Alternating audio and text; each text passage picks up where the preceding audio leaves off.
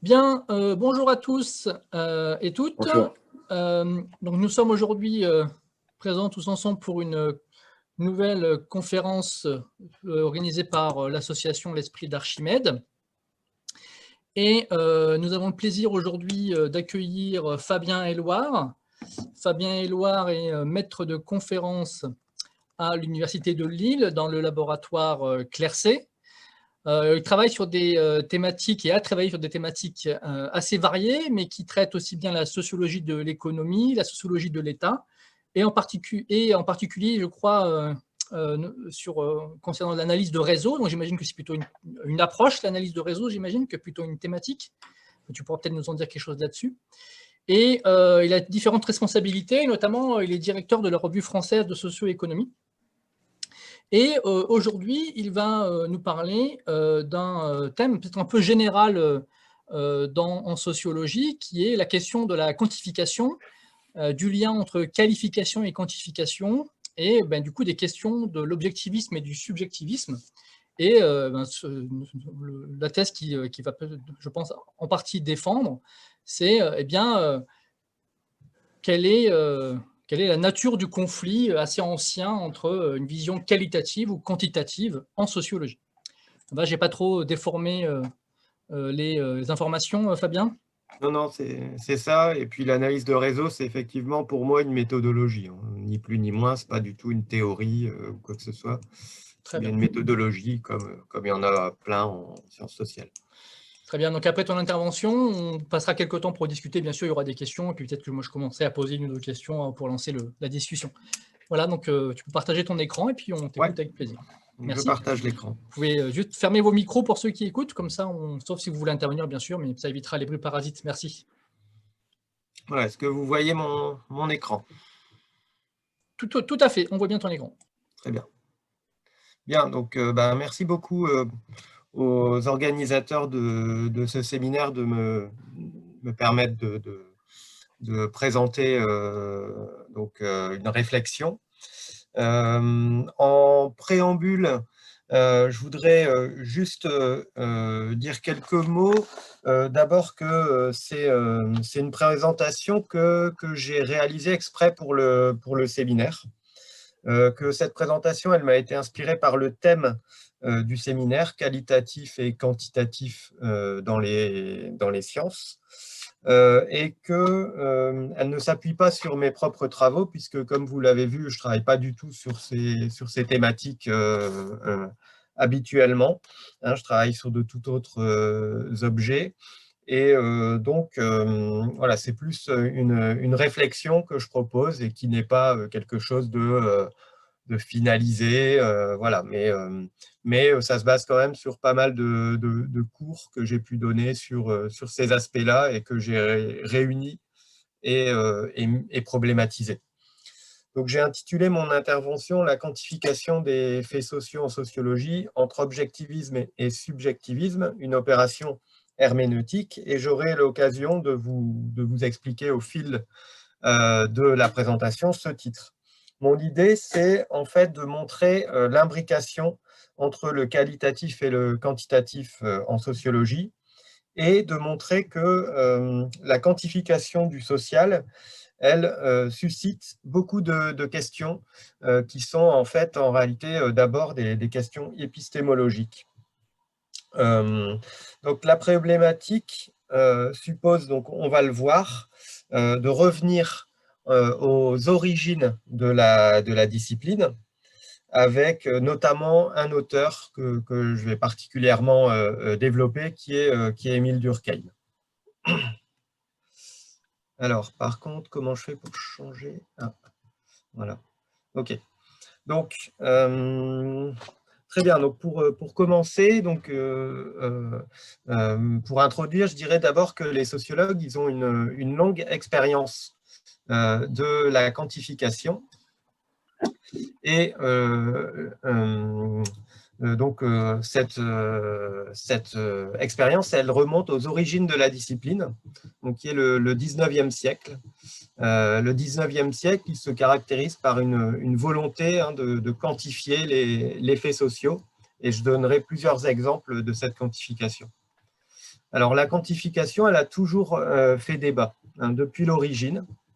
Des débats qui sont de deux ordres, des débats méthodologiques, avec une opposition identitaire qui existe encore toujours entre les quantitativistes et les qualitativistes. Donc, les sociologues se désignent aisément dans l'un et l'autre des camps. Et puis, un débat épistémologique, puisque toute quantification induit une certaine conception du fait social, ou des faits sociaux. En fait, moi, ce que je vais essayer de défendre, c'est que le qualitatif et le quantitatif, c'est lié, parce que déjà à la base, toute opération de quantification présuppose de qualifier. Et toute donnée quantitative suppose une interprétation qualitative. Bien, donc dans la sociologie, du coup, le qualitatif et le quantitatif sont liés. D'une part, l'approche quantitative, elle propose, enfin, elle permet une vision que je vais appeler objectiviste du monde social, puisqu'elle permet de décrire assez facilement, enfin, entre guillemets, des régularités, des structures sociales et l'évolution de ces structures. De l'autre côté, l'approche qualitative, elle va introduire dans les chiffres, dans la production, dans la lecture des chiffres, une dimension subjectiviste du monde social. Elle va s'intéresser à la signification que les êtres humains attachent aux institutions, aux actions individuelles, qu'elles soient individuelles ou collectives. Et donc, cette approche qualitative, elle va souligner une dimension que j'appelle herméneutique de la sociologie, qui est, donc herméneutique, c'est l'idée de l'interprétation. Donc, la sociologie, elle est forcément une opération d'interprétation du social. Alors, mon propos va consister à discuter la quantification en sociologie et je suis, à force d'y réfléchir, je me suis dit que c'était intéressant de partir de deux préjugés qu'on peut retrouver, alors peut-être pas sous la forme aussi chimiquement pure que la manière dont je les ai présentés, mais on peut les retrouver, et en plus de préjugés qui sont contradictoires l'un avec l'autre, donc ce qui est aussi intéressant. Donc, premier préjugé, c'est l'idée que les faits sociaux sont incommensurables, c'est-à-dire qu'ils seraient irréductibles à toute quantification, parce que, comme je l'ai dit, la connaissance du monde social, elle est nécessairement subjectiviste, et donc toute opération de vouloir objectiver le monde social poserait en fait un problème. Le second préjugé, c'est justement l'inverse, c'est l'idée que la quantification serait la source de la scientificité de la sociologie, sans laquelle en fait la sociologie resterait à sa dimension subjectiviste et ne se différencierait pas d'une idéologie. Donc, dans mon propos, je vais plutôt montrer qu'il y a une articulation à faire entre qualitatif et quantitatif, et que cette articulation, elle va permettre de penser les régularités et les singularités sociales ensemble. C'est justement tout ce qui fait en fait la complexité du social, et c'est ce qui fait, on est là au cœur d'une des difficultés importantes de la sociologie. Alors, pour ce qui est de l'intervention, donc, elle se déroulera en 4 points, et vous verrez que en fait, je serai amené à aborder 2 éléments du travail du sociologue, hein, son travail qui est à la fois empirique, et là, il sera à la fois, enfin l'un ou l'autre, ou les deux, qualitatif ou quantitatif, et puis théorique. En fait, le sociologue, son boulot, c'est aussi de construire des concepts et des interprétations. Alors, pour ça, je vais procéder en quatre parties. D'abord, je ferai un rappel historique sur la quantification des populations, puis je montrerai 3 exemples d'application de la quantification aux sciences de l'homme du 19e siècle, donc avec 3 auteurs. J'expliquerai ensuite la démarche de quantification en sciences sociales à travers les règles édictées par Durkheim, donc des règles épistémologiques sur lesquelles je reviendrai. Et enfin, je présenterai les critiques qui sont faites à la quantification et la mise en doute de l'autonomie du social, ce que j'aurai l'occasion d'expliquer. Donc, je vais commencer par le rappel historique sur la quantification, parce que la quantification des populations est en fait une pratique très ancienne, bien antérieure à la sociologie, à l'émergence de la sociologie. On trouve des pratiques de quantification pour les impôts, pour la guerre, pour les travaux dans l'Antiquité. On en trouve aussi dans l'Empire romain. Au Moyen-Âge, il y a une baisse a priori des pratiques de quantification, même si on retrouve quelques inventaires en Europe. Mais à partir du XIVe siècle, cette quantification va reprendre de l'ampleur avec la diffusion de l'enregistrement. On va prendre l'habitude d'enregistrer les baptêmes et les naissances. C'est l'Église qui va jouer ce rôle, hein, c'est un peu l'ancêtre de l'état civil. Et puis au XVe siècle, on va voir apparaître des dénombrements d'habitants, alors pas à l'échelle d'un État, mais dans différentes cités. Ça va se mettre en place. Alors, le XVIe siècle est un moment important parce qu'on va voir émerger 3 doctrines statistiques. Alors, je vais les évoquer chacune après l'autre. D'abord, on a la statistique littéraire allemande, ensuite l'arithmétique politique anglaise et puis le dénombrement français. Alors, si on commence par la statistique littéraire allemande, donc ce qui est intéressant, c'est de se rendre compte qu'à l'origine, le mot statistique que nous, on associe aujourd'hui spontanément à la quantification, au calcul, aux chiffres, eh bien, au départ, c'est plutôt une discipline littéraire, une doctrine littéraire qui est fondée en fait sur des descriptions avec des superlatifs et des comparaisons.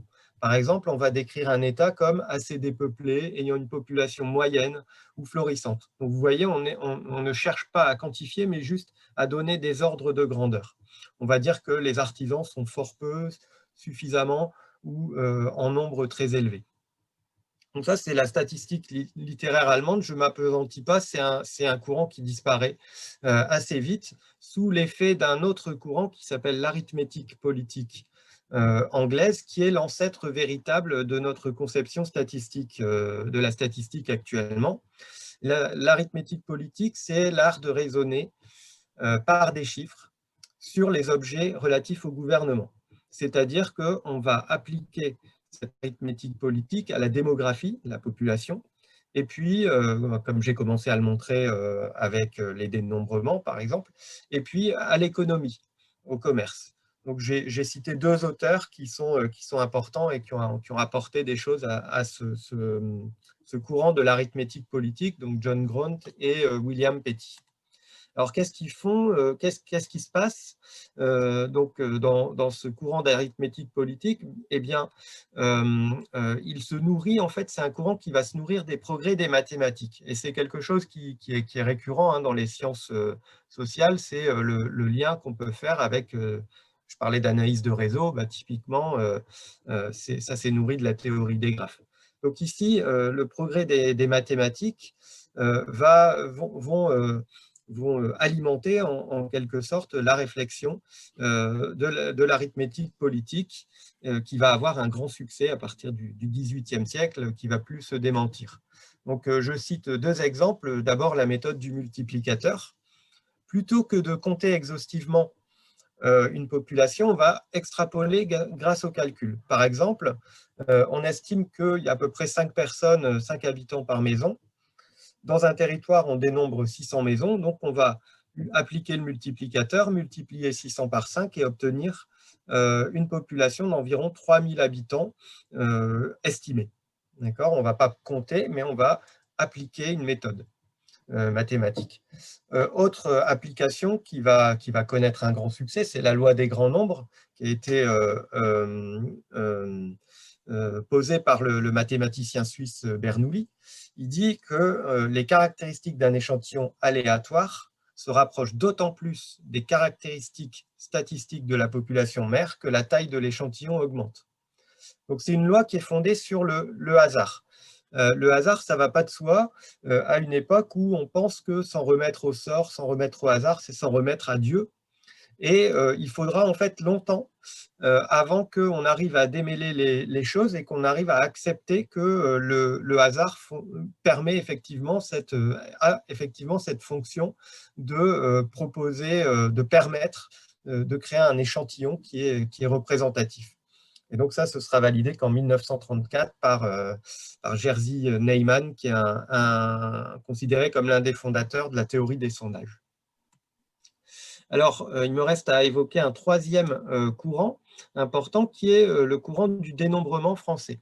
Donc, au XVIIe siècle, on a des ministres tels que Colbert, Vauban, qui vont poser les bases en fait, de la statistique publique. Ce n'est pas de la statistique publique encore, mais ils commencent à organiser des grandes enquêtes pour essayer de recenser la population. On n'est pas dans l'arithmétique politique où on extrapole, on est plutôt justement dans comment on fait pour dénombrer de manière objective.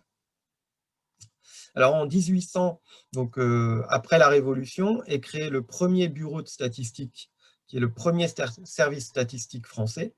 Il deviendra en 1833 la Statistique générale de France, qui est la SGF, qui est un service assez connu et qui se transforme, qui va durer plus de 100 ans et qui va se transformer en 1946 en l'INSEE qu'on connaît aujourd'hui.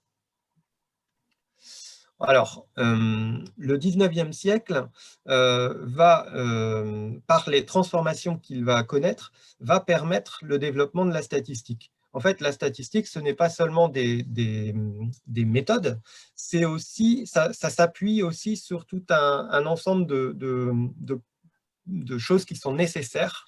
Et le 19e siècle est pour cela important parce qu'il y a eu un travail qu'on dit d'adunation des États, c'est-à-dire d'unification d'un certain nombre de systèmes de référence. Alors pour la France, sous l'Empire et la Révolution, par exemple, vous avez la création des départements, l'adoption du Code civil, le service militaire, l'école laïque, l'adoption du système métrique unifié, la généralisation de la langue française, les horaires de chemin de fer, etc. Donc tout cela va en fait contribuer à permettre de quantifier le monde social. Hein, sans tout ça, c'est plus compliqué de quantifier. L'autre travail qui va être fait, c'est le travail de codification. On connaît bien le travail de codification à travers la nomenclature des PCS, hein, des professions et catégories professionnelles. Donc ce travail de codification, vous voyez qu'il est indispensable, qu'il est nécessaire, indispensable pour quantifier le social. Qu'est-ce que c'est créer une nomenclature? C'est un travail qualitatif. Un travail qualitatif de regroupement de cas singuliers, de différents métiers, par exemple, différentes activités, dans des catégories plus générales pour former des groupes sociaux et puis des catégories de métiers, etc. Donc, tout ce travail va contribuer à la quantification. Alors, j'en viens maintenant à des applications aux sciences de l'homme. Alors, vous avez vu, j'ai mis sciences de l'homme entre guillemets, parce que c'est une appellation qui exclut les femmes. Mais en même temps, je l'ai gardée parce que c'est une manière, c'est la manière du 19e siècle d'appeler les sciences sociales, hein, alors qu'elles n'étaient pas encore vraiment constituées. Donc, pour ça, pour ce point-là, ce que j'ai voulu faire, en fait, ce n'est pas de faire un truc très général, mais c'est de partir de 3 auteurs différents, à des époques différentes, plus ou moins du 19e siècle, mais pas au même moment.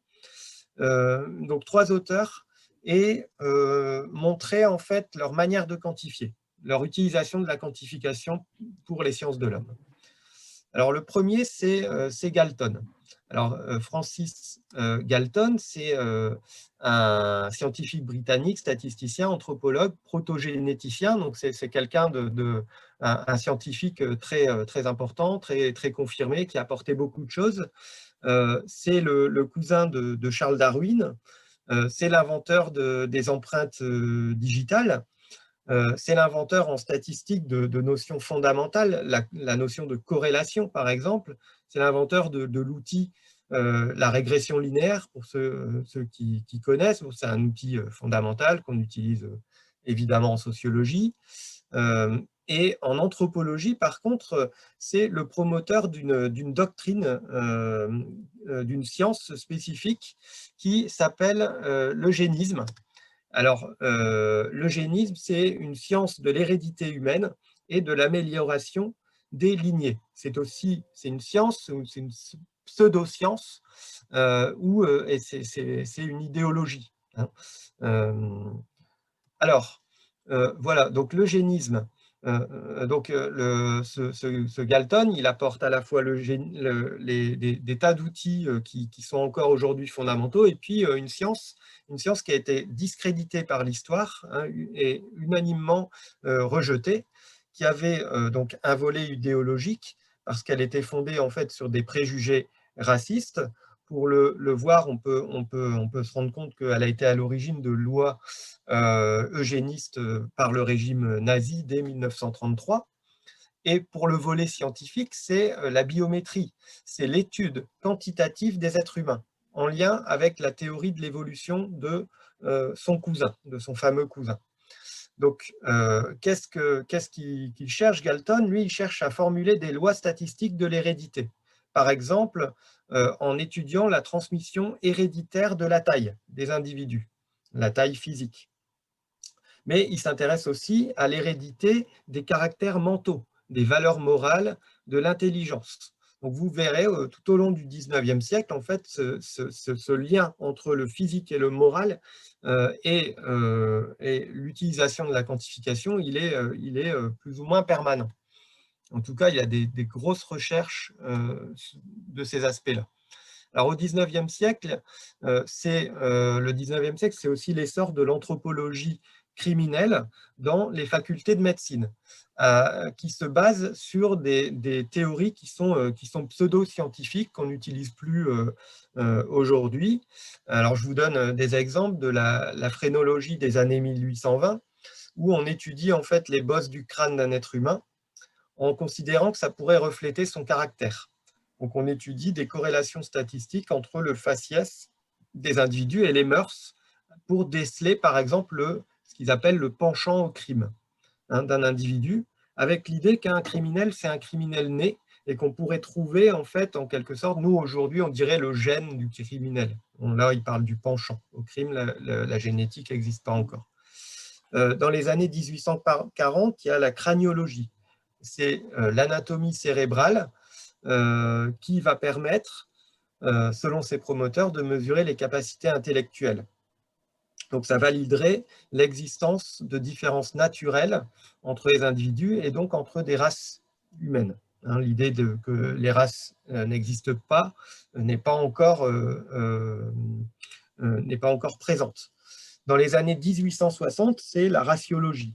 Là, on s'intéresse aux caractères morphologiques visibles, la peau, la pilosité, etc. Et on essaye de faire le lien avec les facultés intellectuelles pour différencier des variétés humaines. Si l'humanité comporte plusieurs races, alors les inégalités sont naturelles et ça ouvre la voie aux idées eugénistes dont j'ai parlé, puisqu'il faut conserver les races les meilleures races, hein, celles qui ont les meilleures valeurs morales et les meilleures caractéristiques. Bien, donc, on voit dans tous ces travaux sur la quantification de l'homme, entre guillemets, eh bien, que la question de l'hérédité joue un rôle central. Alors, ça pose des questions, hein. Les questions qui se posent, c'est est-ce que les qualités morales, comme le crime, le suicide, la violence, et les qualités intellectuelles des êtres humains sont héréditaires, donc naturelles? Est-ce qu'elles sont liées aux races? Et si oui, comment préserver, comment reproduire une race dont les qualités sont supérieures? Donc la quantification, elle alimente ces réflexions et elle tend à renforcer un mode de pensée que j'appelle naturaliste, à propos de l'être humain, c'est-à-dire l'idée que les qualités des individus, les qualités morales, intellectuelles, etc., elles se trouvent dans la biologie, dans la nature physique, physiologique de l'être humain, de chaque individu. Alors j'en viens à un deuxième exemple de quantification, c'est celui de Quetelet, Adolphe Quetelet. Donc lui, c'est un scientifique belge, mathématicien, astronome, météorologue, naturaliste. C'est un précurseur des études démographiques. En 1835, il propose une nouvelle science qu'il appelle la physique sociale. Sa science, elle vise en fait à mesurer le social. Alors, il croise différentes traditions statistiques. J'ai parlé tout à l'heure du dénombrement, donc il entre tout à fait dans cette idée-là, mais aussi dans l'arithmétique politique en utilisant l'analyse de données portant sur des grands nombres. Donc, il utilise aussi les grands nombres. Et il propose une théorie dont je vais vous parler, qui est celle de l'homme moyen. Alors, Durkheim dit que ce n'est pas lui, mais en tout cas, il popularise sans doute une découverte majeure, qui est celle des régularités, l'existence de régularités qui régissent les caractéristiques physiques et morales des êtres humains. Donc ça, c'est quelque chose de vraiment fondamental, l'idée qu'il existe des régularités de ces caractéristiques physiques. Alors, il se base sur d'autres travaux. Il y a des travaux qui ont étudié, par exemple, les naissances et les décès dans les populations et qui ont montré l'influence du sexe, de l'âge, des professions, même du climat et des saisons sur ces phénomènes. Mais aucun travaux jusqu'à Quetelet ne s'est intéressé au développement physique, donc la force, le poids, la taille de l'être humain, et le développement moral et intellectuel de l'être humain. Donc Quetelet va s'y atteler et il va se mettre à mesurer les caractéristiques physiques des individus et il va aussi essayer, donc c'est très intéressant dans son bouquin, essayer de mesurer les qualités, les facultés morales et intellectuelles des individus. Je vais prendre un exemple que j'ai déjà évoqué, justement le penchant au crime, qu'il évoque largement dans son livre et qu'il utilise. Ce n'est pas le seul exemple, mais j'ai pris celui-là pour avoir un fil. Donc, donc du coup, ce que lui, il repère, c'est qu'il existe, et c'est ce qui l'étonne, hein, c'est qu'il y a une régularité annuelle du nombre de crimes.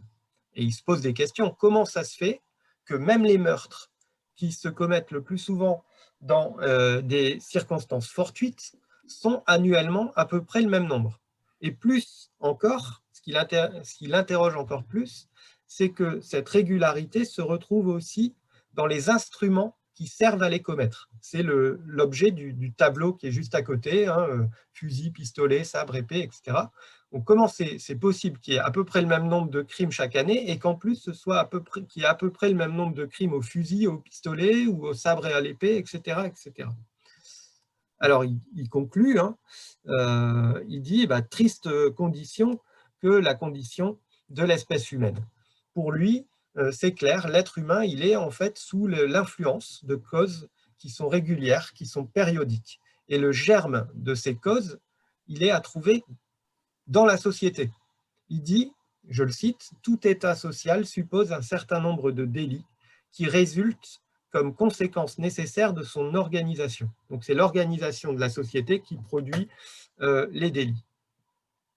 Donc ce constat, c'est vraiment un constat complètement fondateur, hein, puisque on peut dire que Durkheim, avec ses règles épistémologiques dont je vais parler après, eh bien, il s'assoit sur ce constat, il se base sur ce constat.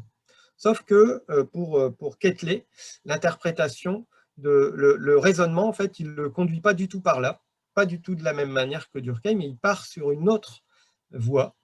Et sa voie, c'est celle de l'homme moyen. Donc, il produit une théorie de l'homme moyen, et cet homme moyen, il le base sur l'importation d'un outil mathématique, de travaux mathématiques, qui est ceux sur la loi normale et la moyenne arithmétique. Donc, en fait, dans son idée, chaque individu n'est qu'une variante imparfaite de l'homme moyen. L'homme moyen, c'est ce qu'il appelle la cause constante, pour faire référence à la loi des grands nombres. C'est un être qui est fictif et qui dispose de toutes les caractéristiques moyennes des êtres humains.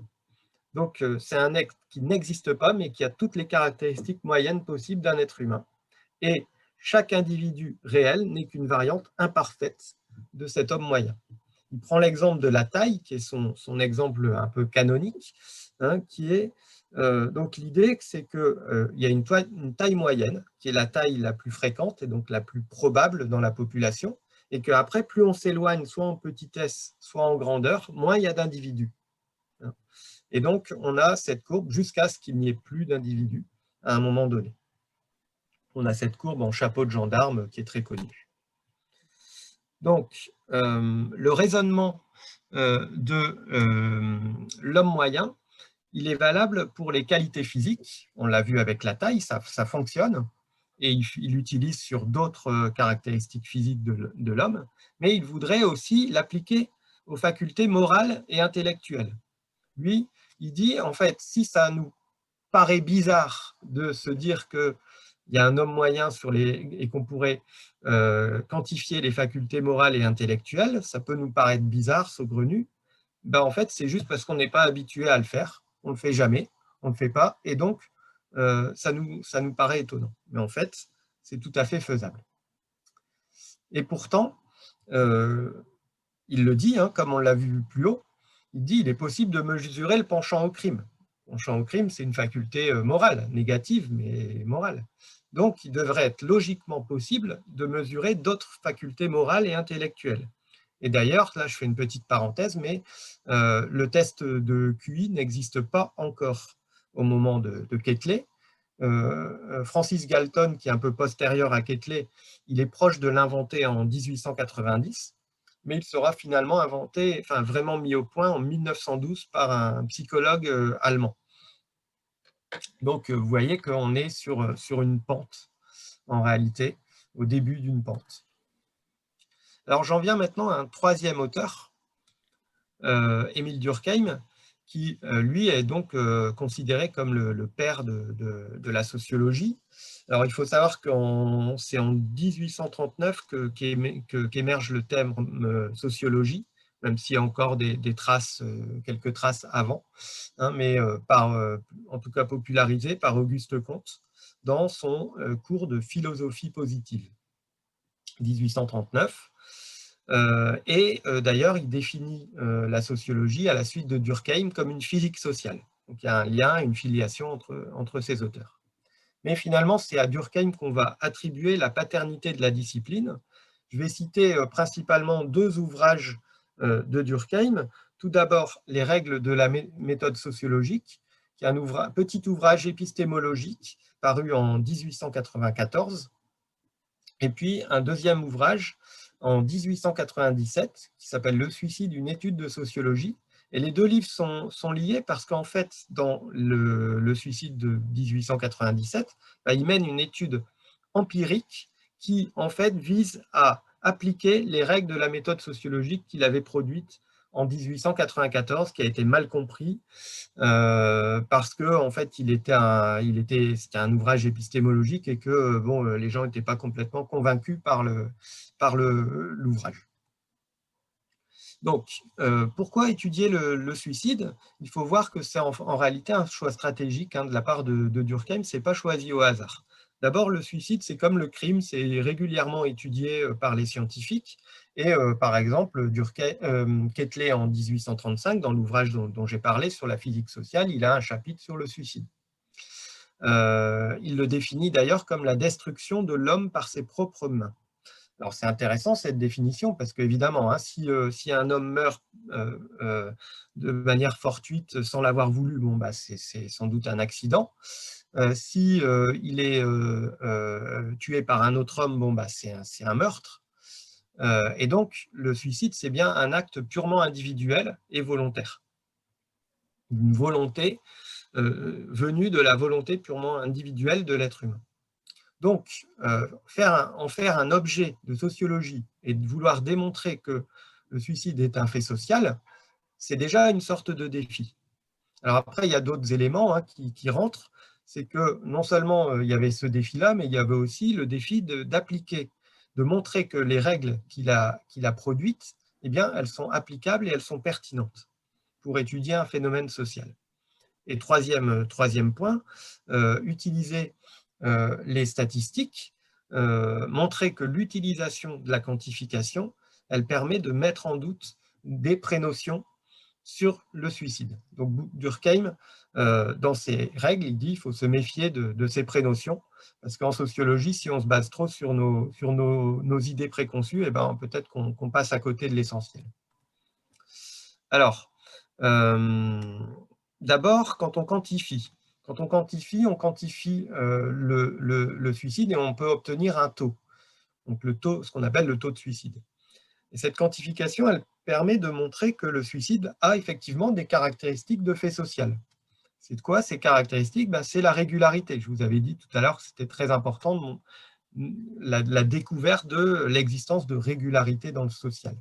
Donc c'est un fait régulier dans le temps. Donc je vous ai mis une petite courbe qui montre que, bon, évidemment, hein, c'est jamais une courbe parfaite, mais en tout cas, on voit bien qu'il y a une régularité d'année en année, sauf certains pics, mais qui peuvent s'expliquer socialement.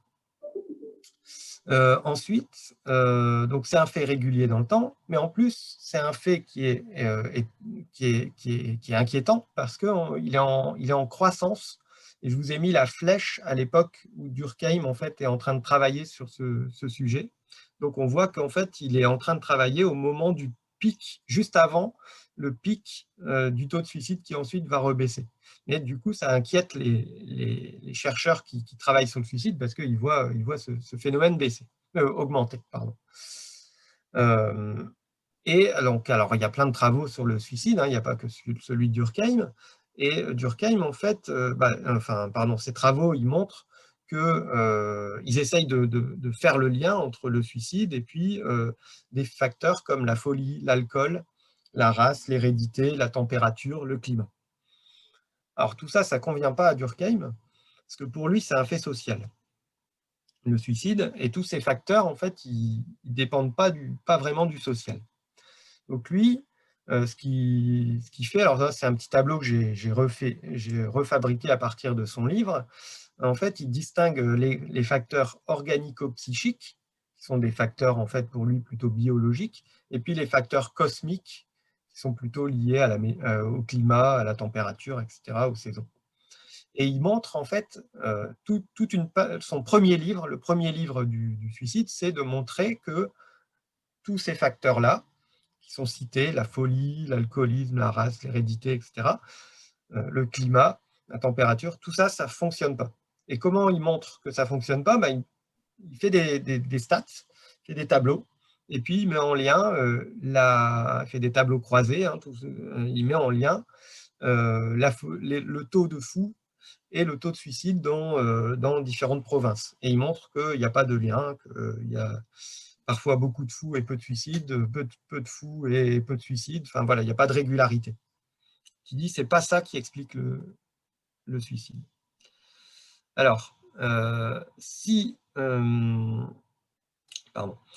les faits extrasociaux n'expliquent pas le suicide, quels sont les facteurs qui expliquent le suicide? Donc là, Durkheim continue sur son raisonnement et il dit les véritables causes du suicide, elles sont sociales. Là, je le cite, il dit « Laissant de côté l'individu en tant qu'individu, ses mobiles, ses idées, nous nous demandons quels sont les états des différents milieux sociaux en fonction desquels varie le suicide. » Donc là, on retrouve ce qu'avait dit Quetelet sur c'est l'état de la société, l'organisation de la société qui va permettre de comprendre comment varie le suicide.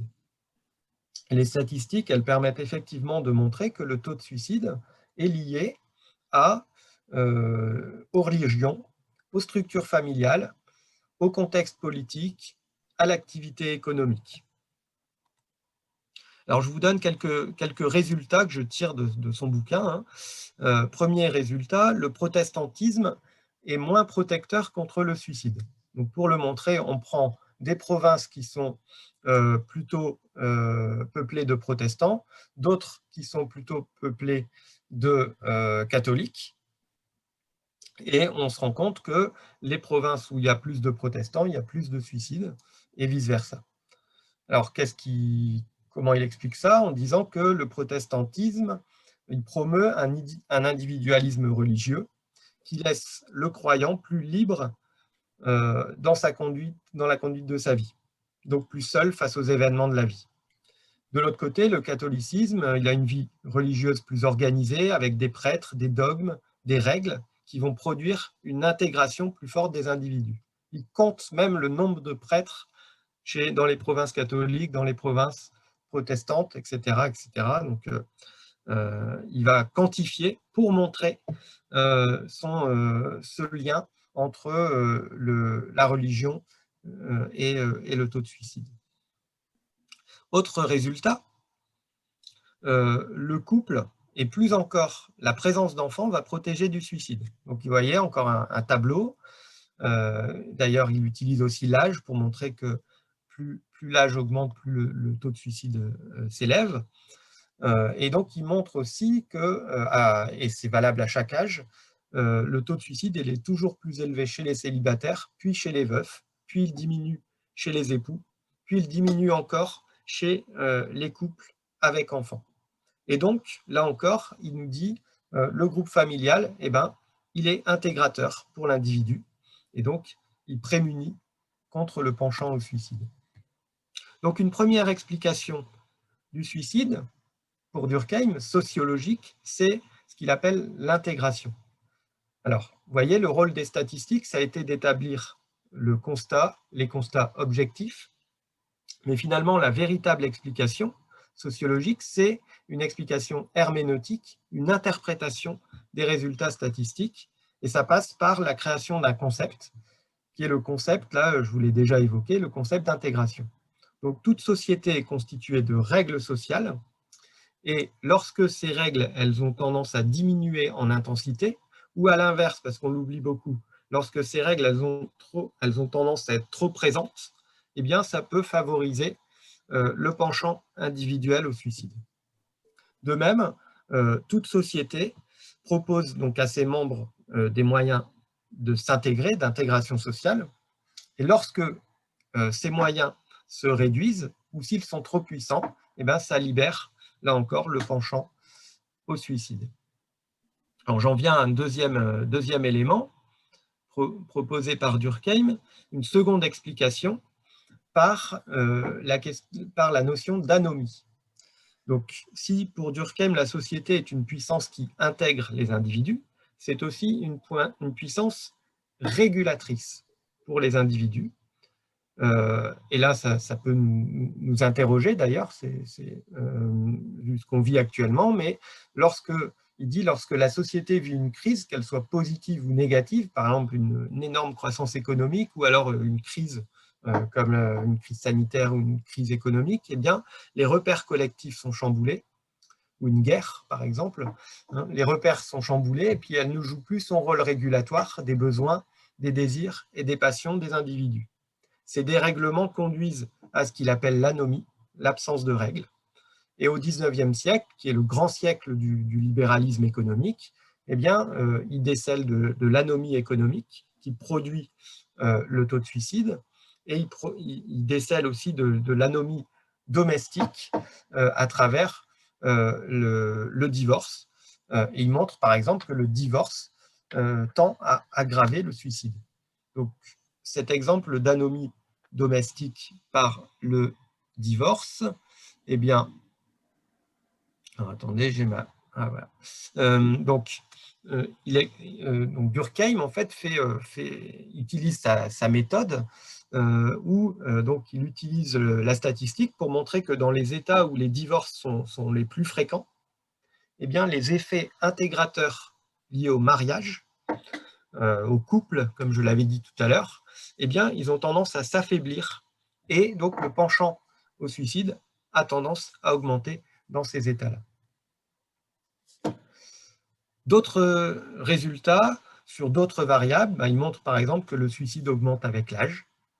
Alors il dit, ça c'est intéressant, parce que si le suicide était biologique, était un penchant à l'intérieur de l'homme, eh bien, si le suicide donc était biologique, ce serait l'inverse. On sait que les maladies biologiques, elles se déclarent tôt, et donc là, le suicide, a priori, plutôt pas une maladie biologique. Ensuite, il dit le suicide il est plus élevé chez les hommes que chez les femmes. Donc, si c'était la biologie qui jouait, ça voudrait dire qu'il y a un gène ou quelque chose de biologique qui est différent chez les hommes et chez les femmes. Et donc, lui, il dit, bah, c'est plutôt la... Enfin, là, c'est moi qui extrapole un peu sur ce que dit Durkheim, parce que d'ailleurs, sur ce sujet-là, il est moins sociologue, c'est moins évident pour lui de le penser, mais aujourd'hui, on peut dire que c'est la socialisation des hommes et des femmes qui va différer et qui va pouvoir expliquer en fait les résultats, les constats. Ensuite, il montre qu'il y a une saisonnalité. Par exemple, il montre qu'on se suicide plus à la belle saison qu'en automne ou en hiver, contrairement aux préjugés habituels. On se suicide plus le jour que la nuit, là, pareil, contrairement aux préjugés. On se suicide plus en début qu'en fin de semaine, en deuxième matinée et en début d'après-midi que dans les autres moments de la journée. En fait, ce que montre Durkheim avec ses variations annuelles, hebdomadaires, journalières, c'est que en fait, ça coïncide, les moments où on se suicide plus coïncident avec celles de la vie sociale. Le suicide est plus élevé significativement lorsque l'activité humaine bat son plein. C'est là que se déclenche le penchant au suicide de ceux qui passent à l'acte. Donc, une des conclusions importantes de Durkheim, c'est de dire que l'être humain, aujourd'hui, ne doit plus grand-chose à sa constitution biologique héréditaire, mais il doit pratiquement tout à son milieu social, socio-culturel. Et là, je vais le citer, il dit « C'est la constitution morale de la société qui fixe à chaque instant le contingent des morts volontaires. » Donc ça peut paraître paradoxal, puisque ce sont des morts volontaires qui se donnent volontairement la mort, mais en fait, le contingent, il est constitué, il est défini par la société, par la constitution de la société, son organisation. Et il existe pour chaque peuple une force collective qui pousse les hommes à se tuer. Donc Durkheim réfute, il va dans le sens de Quetelet, de ce que je vous avais dit tout à l'heure sur l'organisation, mais il ne va pas du tout dans le même sens, c'est-à-dire qu'il va réfuter, et là il y a un petit passage qui est consacré à Quetelet sur sa théorie de l'homme moyen. Le raisonnement, c'est le suivant. Pour lui, même si on voit qu'il a augmenté, etc., le suicide, ça reste quelque chose de très très rare. J'avais fait un petit calcul, la probabilité pour un individu de se suicider, elle est de 0,16%. Si on prend la population totale en âge et le nombre de suicides par an, on obtient ce pourcent-là. Donc, en fait, Durkheim dit que c'est extrêmement faible, c'est extrêmement rare. Et pourtant, ce penchant, on l'a vu, il est régulier, il est prévisible, d'une année sur l'autre en tout cas. Donc, si ce penchant était vraiment présent dans l'homme moyen, Durkheim dit qu'il est peu probable qu'il puisse se déclencher en étant aussi faible dans l'individu. Et donc, il dit que ce n'est pas la physiologie, la biologie de l'être humain qui contient le suicide, mais c'est bien la société.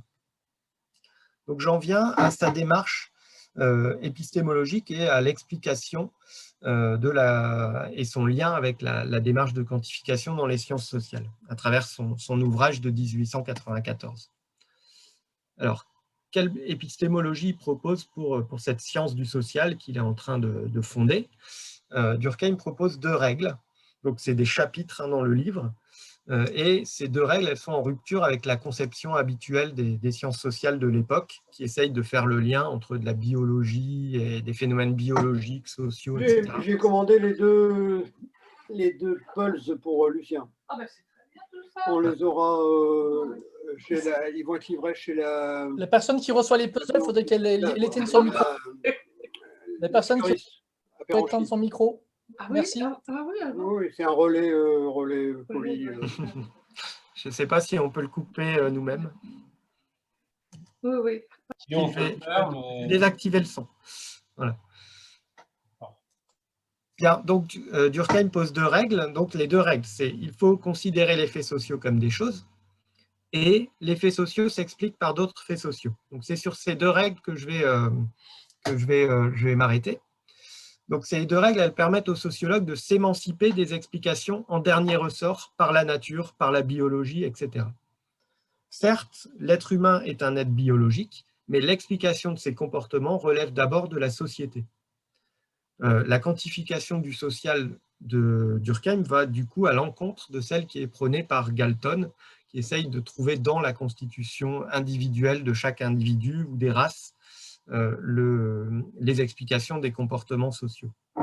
Alors je commence par la règle numéro 2. Les faits sociaux s'expliquent par d'autres faits sociaux. Cette règle, en fait, elle est très bien expliquée par le modèle explicatif du suicide, parce que si les faits sociaux s'expliquent entre eux, alors la sociologie, elle n'a pas besoin de recourir à la psychologie, la biologie, l'économie, etc. pour trouver des explications. C'est donc une discipline autonome. C'est ce que défend, c'est l'idée que défend Durkheim.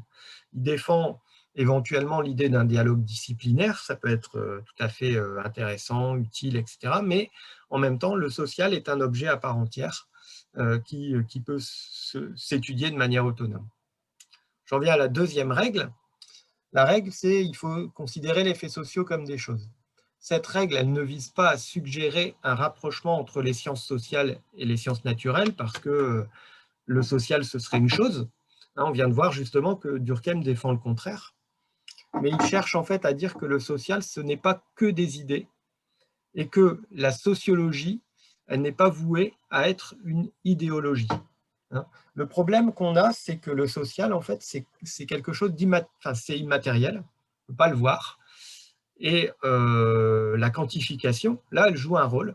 Elle joue un rôle intéressant, c'est qu'elle permet de faire voir des phénomènes à travers des chiffres. Par exemple, je ne vous ai pas montré évidemment le suicide, mais je vous ai montré le taux de suicide et je vous ai matérialisé en quelque sorte un fait social grâce à une courbe, ou alors grâce à un tableau de chiffres. J'ai pu vous matérialiser des processus sociaux. Donc, la règle de Durkheim, en fait, elle constitue un appel à mener des enquêtes empiriques pour pallier l'absence de matérialité du social. C'est pour ça que je vous ai dit au tout début que le sociologue, un des éléments très importants, c'était l'enquête empirique, parce que par l'enquête empirique, ça lui permet, grâce à des méthodes, de matérialiser le social. Donc, l'étude du suicide, elle montre qu'il est légitime et pertinent d'utiliser la quantification pour étudier les faits sociaux. Mais jamais Durkheim n'a dit que la quantification était indispensable et était la seule méthode. Lui-même, il a utilisé d'autres méthodes et la quantification, c'est un outil parmi les différents outils possibles. Donc, ensuite, les statistiques, elles doivent être utilisées avec précaution et elles doivent être construites avec soin. Donc, c'est toute l'opération de qualification dont j'ai parlé, par exemple, quand on a évoqué tout à l'heure les PCS. Et enfin, les statistiques, elles ne se suffisent pas à elles-mêmes parce que les résultats, comme je l'ai montré, ils doivent être interprétés à l'aide de concepts sociologiques. Et c'est la dimension herméneutique que j'ai déjà évoquée d'interprétation du social. Malgré tout cela, l'épistémologie que je viens de présenter de Durkheim, elle a été amalgamée à la quantification des faits sociaux et les deux règles, elles ont fait l'objet d'incompréhension et de critique.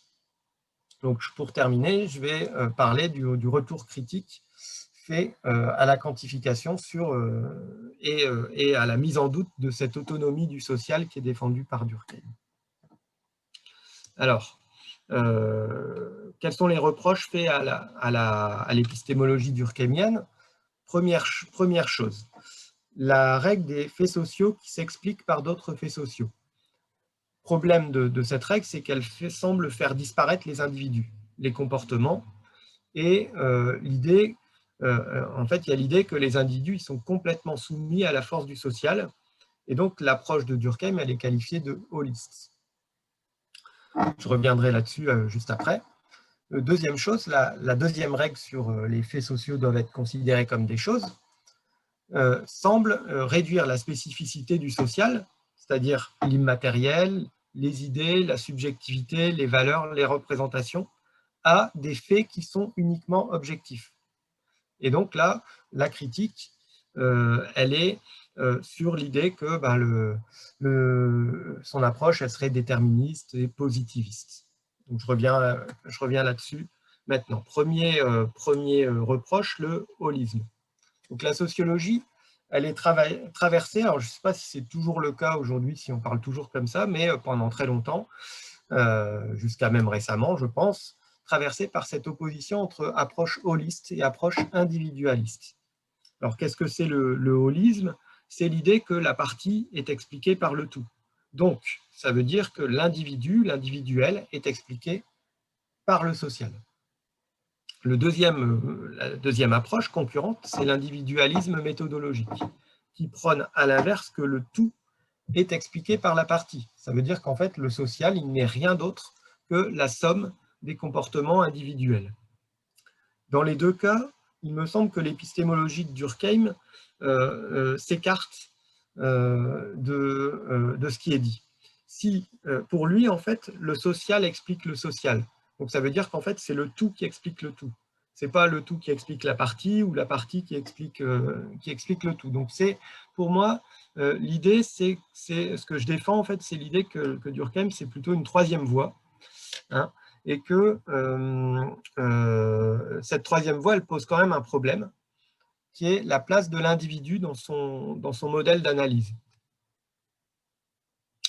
Donc, alors je vois qu'il y a des chats, mais je ne sais pas si ça me concerne. Alors,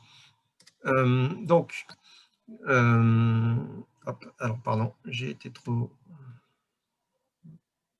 Excusez-moi, j'ai passé une diapo. Voilà. Donc, dans son... Voilà, j'y suis. Donc, dans son étude, Durkheim, en fait, précise clairement que son objectif, c'est d'expliquer le taux de suicide et non pas d'expliquer l'acte individuel de se suicider. Il considère qu'en fait, si on comprend mieux les faits sociaux à l'échelle plus générale de la société, on apprend sur les individus. On en apprend sur les individus, même si on ne cherche pas à étudier les comportements individuels. En aucun cas, il ne cherche à expliquer des actes proprement dits individuels. Alors, en faisant ça, il ne résout pas le problème de la place de l'individu. Mais en tout cas, on ne peut pas dire qu'il ne le laisse pas ouvert. En fait, Durkheim laisse cette question-là ouverte. Hein, et on peut dire que depuis Durkheim, donc fin du 19e, la sociologie, elle a beaucoup avancé sur la question avec différents auteurs que je n'ai pas le temps de développer, hein, mais Goffman, Bourdieu, Bernard Lahire, etc., qui ont fait des travaux là-dessus, sur ces questions-là. Deuxième reproche, le déterminisme. Donc, il y a une autre opposition qui existe dans la sociologie, c'est l'approche entre déterminisme et libre arbitre individuel.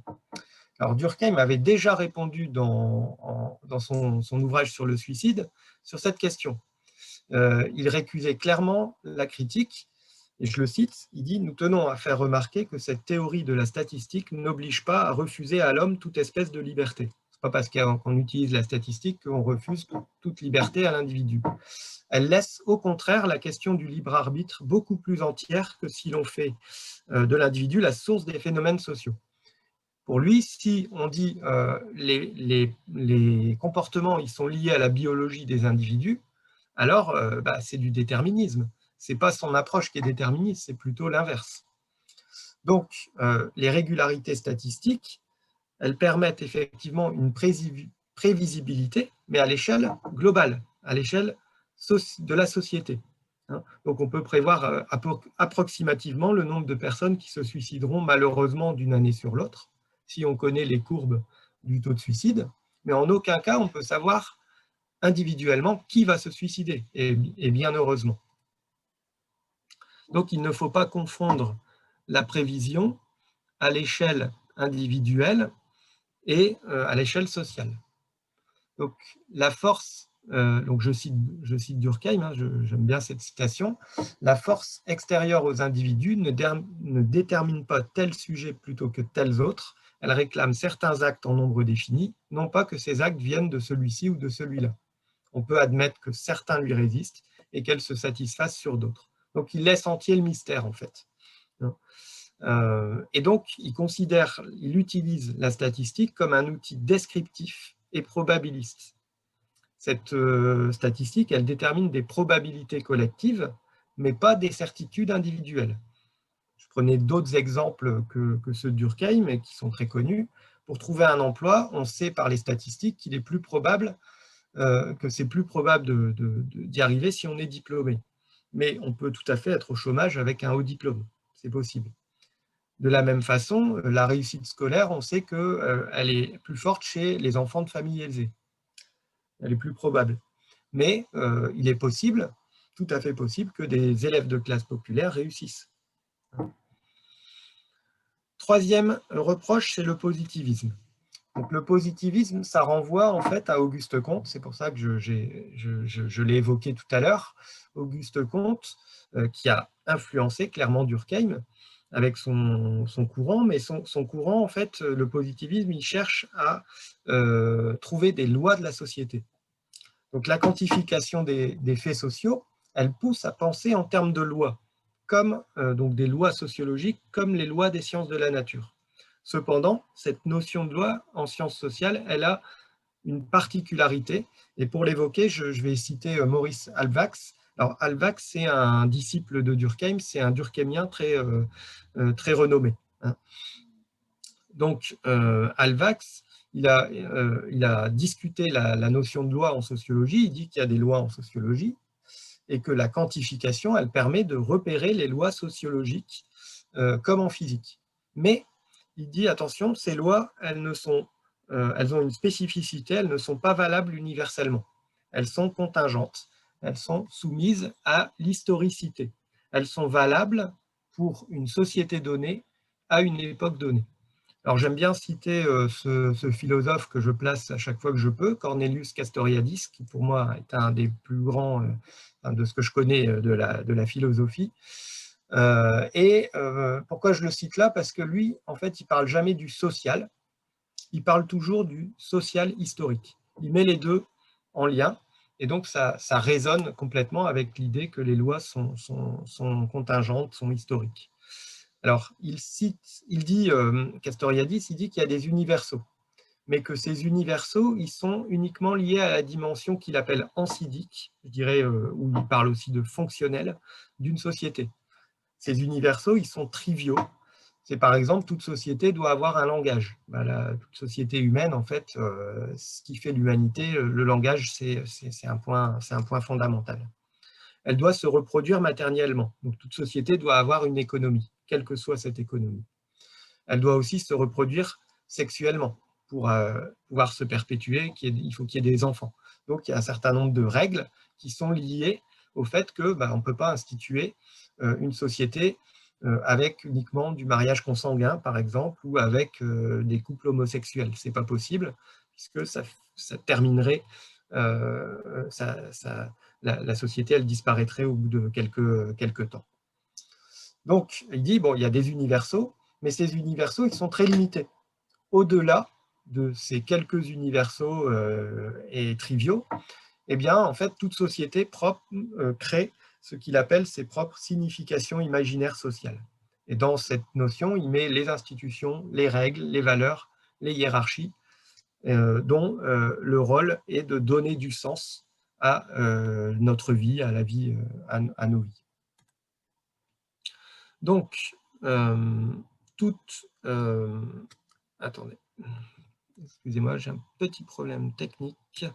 Voilà. Donc, toute loi sociologique, elle peut être donc remise en cause. Elle peut être remise en cause soit de manière lente, par l'évolution de la société, soit brutalement, sous l'effet d'un événement qui serait contingent, qui serait historique. Par exemple, pour revenir aux analyses de Durkheim, il y a une corrélation entre le taux de divorce et le taux de suicide qui est révélé par ces statistiques au XIXe siècle. Le divorce est réprouvé socialement à cette époque et ça explique sans doute que les personnes sont mises de plus ou moins de côté et ça peut expliquer ce penchant au suicide. Mais cette corrélation, elle est plus valable à la fin du XXe siècle parce qu'il y a eu d'autres évolutions notamment la place des femmes et le regard sur le divorce qui a évolué. Donc il y a une transformation des mœurs qui a d'abord été lente, à partir, on va dire, de l'après-guerre, pour faire simple, et puis qui a connu une accélération avec un événement contingent qui est mai 68 et les mouvements féministes. Et évidemment, ce mouvement, il est toujours à l'œuvre avec les nouveaux mouvements actuels. Donc la sociologie, finalement, elle s'intéresse à l'immatériel, elle s'intéresse aux représentations, aux idées. Mais alors, comment la distinguer de l'idéologie? Ben justement, quand Durkheim pose que les faits sociaux doivent être considérés comme des choses, en fait, il ne dit pas que les faits sociaux sont des choses. Ce n'est pas une approche purement objectiviste des choses. Lui, ce qu'il propose, en fait, c'est de les considérer comme, c'est-à-dire c'est juste une démarche scientifique. Et pourquoi il choisit le mot « chose » ? Ben, ce n'est pas du tout au hasard. C'est parce que, enfin, ça c'est mon optique, hein, je pense que ce n'est pas parce qu'il a une optique positiviste de recherche de loi, mais c'est pour s'opposer en fait au mot « idée ». Il veut en fait différencier la sociologie de l'idéologie. Il veut qu'on la prenne au sérieux comme une science et pas comme quelque chose qui fait en fait juste essayer de promouvoir des idées. Donc lui, il ne nie pas l'omniprésence des idées. Il a travaillé beaucoup sur les représentations, etc. Mais il considère qu'il faut s'écarter des prénotions, c'est un point de méthode, hein, des idées préconçues pour pouvoir penser la société. Donc pour conclure, je dirais que la légitimité de la sociologie en tant que science, elle est en permanence précaire. Depuis son origine, la sociologie, elle est donc confrontée aux critiques sur sa scientificité. La quantification, on aurait pu penser qu'elle allait amener justement plus de scientificité, mais en réalité, comme je l'ai montré, ça n'a pas du tout réglé la question.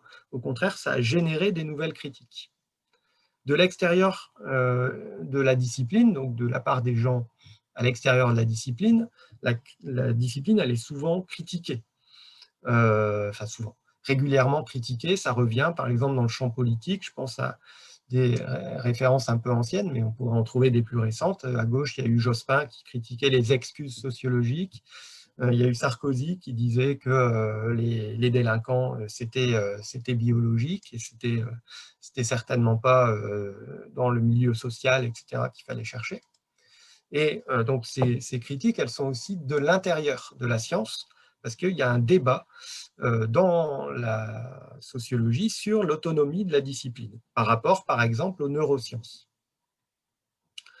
Donc, les neurosciences ont beaucoup progressé, donc les sciences du cerveau, et une question, c'est est-ce que ces sciences du cerveau, elles sont indispensables à la sociologie? Donc, il y a des pour et des contre. Il y a eu un débat qui est paru dans la revue Sociologie en 2011, qui est encore assez récent. Donc, la sociologie, elle a fait des progrès dans l'étude des liens depuis Durkheim, hein, de l'étude des liens entre les faits sociaux et les individus. Ce qui a été vu, c'est qu'il y a une extrême complexité des déterminations sociales qui pèsent sur les individus et que les statistiques sont loin de suffire à les démêler, au contraire.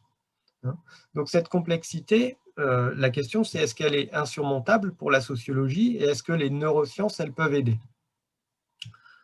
Donc là, vous avez les tenants d'une coopération étroite entre sociologie et biologie qui ont développé des arguments pour essayer de montrer que les neurosciences sont nécessaires.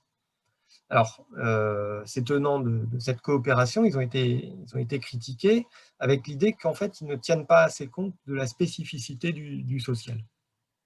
Le social, il n'est pas réductible à des processus nerveux, à des processus chimiques.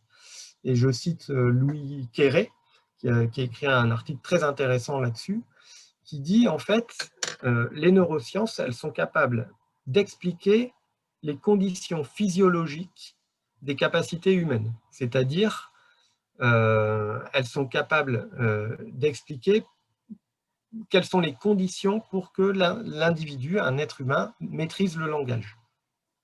Cependant, dès qu'on arrive à la dimension herméneutique du social, du langage, par exemple, pourquoi tel mot, Pourquoi tel concept? Pourquoi quand je dis tel mot, je pense à tel concept? Ben là, les neurosciences n'ont plus grand-chose à nous apprendre. Donc, l'idée, c'est que tout individu est socialisé à travers une langue, à travers des significations, des valeurs, un imaginaire, des normes, des règles, etc., qui sont propres à sa société. Et donc, d'une société à l'autre, ce n'est pas la constitution biologique des individus qui va être différente, mais c'est bien la socialisation des individus qui va différer, qui va expliquer les différences. Donc voilà, je vous remercie pour m'avoir écouté.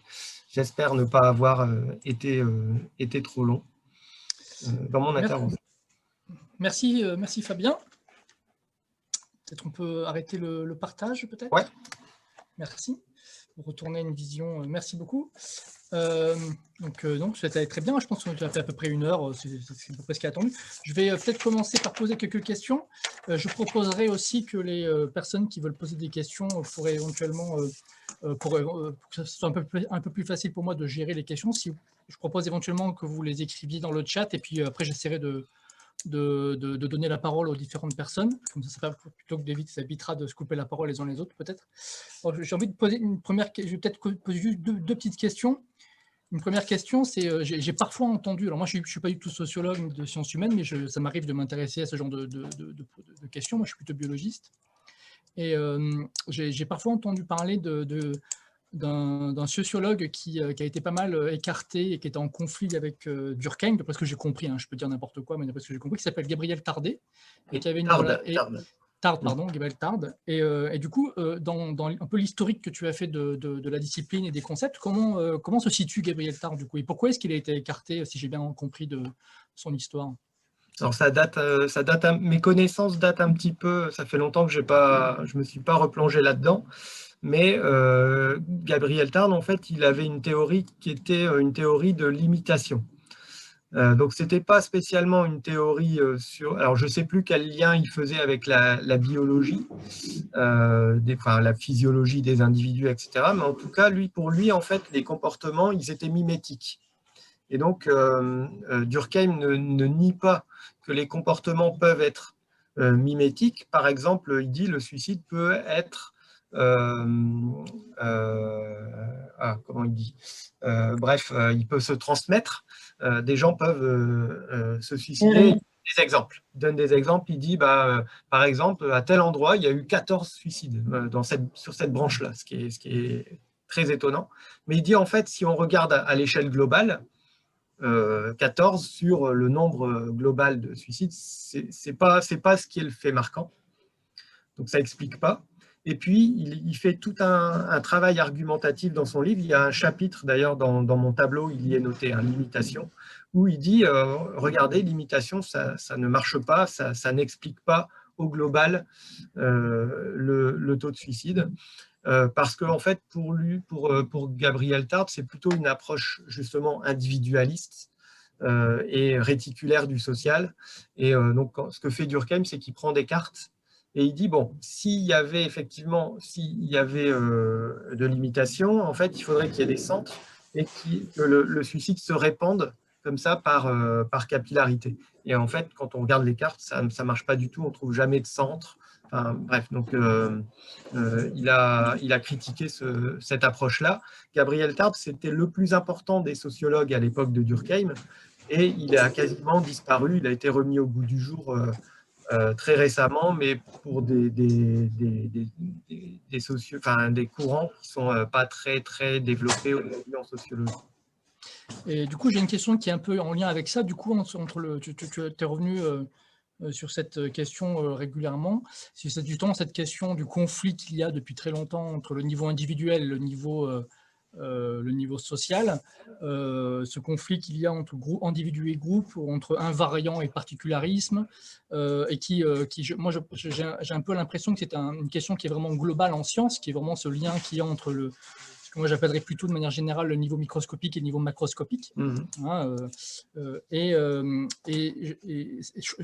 j'en suis arrivé un peu à la conclusion depuis quelques années maintenant, notamment en travaillant avec des mathématiciens probabilistes depuis quelques années, que finalement, ce conflit, cette confrontation un peu facile et naïve qu'on fait entre individus et groupes, finalement, c'est peut-être pas forcément ça la bonne question, la question intéressante, et la question qui devrait nous occuper aujourd'hui, mais c'est plutôt vraiment la relation qu'il y a entre les deux. C'est-à-dire comment on fait émerger des comportements moyens à l'échelle d'une population, à l'échelle macroscopique, et comment l'échelle macroscopique peut elle-même influencer les états individuels. Et c'est vraiment cette relation entre les deux niveaux qui est intéressante plutôt que de rester dans le conflit entre les deux. Alors, je ne sais pas si c'est éventuellement une question qui est traitée en sociologie ou qui est sous réflexion ou pas du tout. Si, bah, clairement, moi, ça me parle. Donc, nous aussi, on parle de micro-macro, hein, clairement. Je pense qu'on est plus... Enfin, après, je vais parler juste pour moi, mais ce